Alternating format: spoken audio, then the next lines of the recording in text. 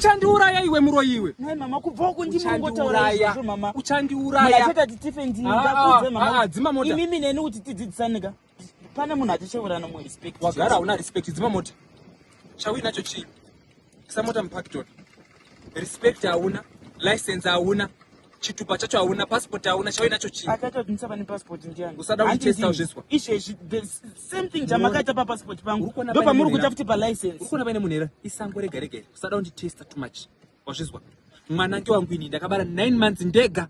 Ndikachepa operation iyi kana uchida kuita iyi iri apa neno musada kundiravira otherwise ndokuradza matruka lazangu ndiri musango hapana munhu uri panapa itori abuse andikunditira kukupindurai ndine marights ekukupindurai mwanange wangu akasendera mari mukadzi wake kwete ini mwanange ibullying yamuri kundiitira mama matogeti mangana wakadarika murora kubva mumasvingo matogeti mangana wakadarika ha kwakusana rume masvingo imimi pakandinyenga nakudzero ndanyenga munhu kumasvingo ndikati dai adonana naro kana makanonoka madima pinda kana makanonoka sorry mama zokushairai humu mukwasha murudzira huta parodi chief amufana apa sorry mama amufani here aiwa mama musangairu mama mukwasha nditaura ini zviri kuitika ka varuda kundidzisa kudriver pavakatumigwa mari kuti ndidzisa kudriver ini wamboona murume 2 minutes wamboona shaire chiguri wamboona murume 2 minutes ndokumbira kutaura madzimai kusangana kwataita zvatonaka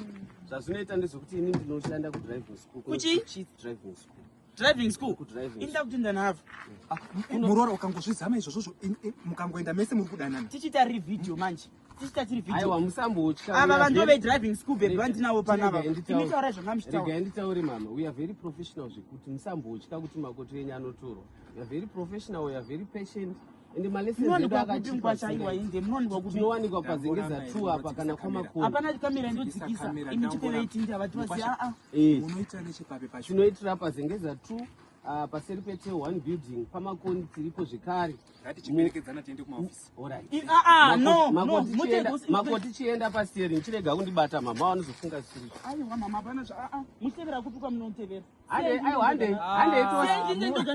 mota munogona kudzidzisiwa vari pazviti kudzidzisiwa vari pazviti ndakuone pane maofisi chande titotanga togona kutotangira pano makoti enda pasteering titotanga enda